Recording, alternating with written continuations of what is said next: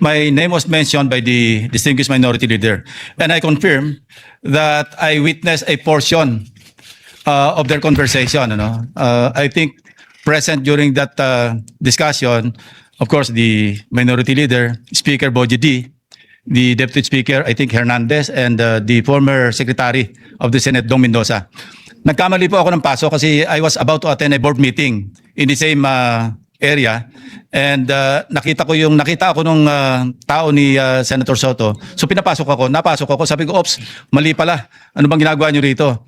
So ang unang tanong sa akin, tama-tama kasi pinag-uusapan namin na kung sakali magkaroon ng charter change, baka pwedeng request ng Speaker of the House kung pwedeng increase yung number of senators to 36 from 24.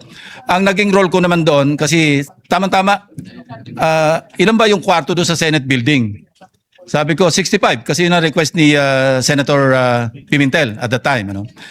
He was also thinking of increasing the number of senators. So 36 lang kailangan. So after that, and I confirm na probably ako yung sinasabi ni Lito Banayo na source, because immediately or the following Thursday, we used to have this Thursday eating club attended by Lito Banayo, Gringo Hunasan, and several other personalities. Some former senators, former congressmen, incumbent congressmen, sometimes Governor Rudito Albano would be there, ex-Congressman Suplico, and several others. So ako naman, walang wala naman seryoso sa pag-usapan. So I shared, sabi ko, kanina nga pala nung Monday or Tuesday, sabi ko na napapag-usapan na i-increase yung number of senators. So parang kwentuhan lang yon. Kung seryoso yun, hindi ko ikukwento kasi sensitive kung seryoso. And I also confirm the manifestations of several of my colleagues in the minority na never naming napag-usapan yan in as many caucuses that we held or we had in different places. Ang pinag-uusapan po lang namin, Madam President, kung paano natin isasalba yung integridad, yung dignidad, yung reputasyon ng Senado.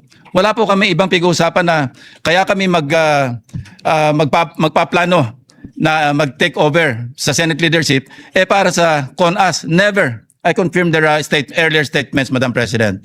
So, kanina nabanggit ni Minority Leader Tito Soto na ang unang press statement ng ating distinguished Senator from Ilocos Norte, kaya raw babaguhin yung age of qualification. Itataas daw from 40 to 50 para ma-disqualify si VP Sara kasi hindi pa siya mag-50 in 2028. Baligtad po ngayon ang sinasabi. At baligtad doon sa katotohanan, dalang narinig ko usapan nila, ibababa yung age ng mga senador. Hindi po si Presidente.